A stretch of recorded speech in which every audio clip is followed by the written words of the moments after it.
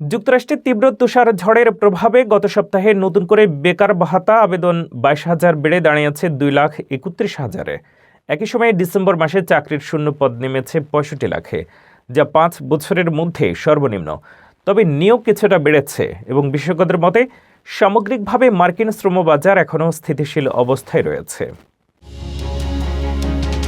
যুক্তরাষ্ট্রের তীব্র শীতকালীন ঝড়ের প্রভাবে গত সপ্তাহে বেকার ভাতা আবেদন প্রত্যাশার চেয়ে বেশি বেড়েছে। তবে সামগ্রিকভাবে শ্রমবাজারে বড় কোনো ধসের ইঙ্গিত দিচ্ছে না সর্বশেষ সরকারি তথ্য।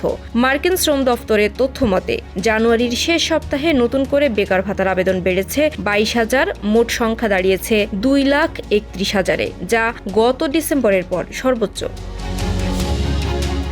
অর্থনীতিবিদরা ধারণা করেছিলেন এই সংখ্যা হবে প্রায় 2,12,000। বিশেষজ্ঞরা বলছেন ভারী তুষারপাত ও হিমাঙ্কের নিচে তাপমাত্রা অনেক অঙ্গরাজ্যে সাময়িকভাবে কাজ ব্যাহত করেছে। পেনসিলভানিয়া, নিউ ইয়র্ক ও নিউ জার্সিতে বেকার ভাতার আবেদন উল্লেখযোগ্যভাবে বেড়েছে। ইলিনয়, ওহাইও ও উইসকনসিনেও একই চিত্র দেখা গেছে।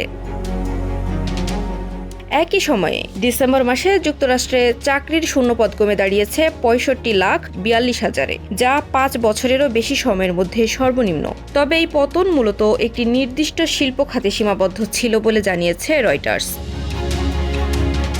অন্যদিকে নিয়োগের সংখ্যা বেড়েছে 1,72,000, আর চাকরি ছাড়ার হার প্রায় অপরিবর্তিত রয়েছে, যা শ্রমবাজারের স্থিতিশীলতার ইঙ্গিত দেয়। অর্থনীতিবিদদের মতে আমদানি শুল্ক নিয়ে অনিশ্চয়তা ও কৃত্রিম বুদ্ধিমত্তার দ্রুত বিস্তার ব্যবসায়ীদের নতুন নিয়োগে সতর্ক করে তুলেছে। ফেডারেল রিজার্ভ চেয়ারম্যান জেরোম পাওয়েলের ভাষায় যুক্তরাষ্ট্রের শ্রমবাজার এখনও স্থিতিশীল অবস্থায় রয়েছে। তবে সব মিলিয়ে সাময়িক আবহাওয়াজনিত চাপ থাকলেও যুক্তরাষ্ট্রের শ্রমবাজার এখনও বড় ধরনের সংকটে পড়েনি।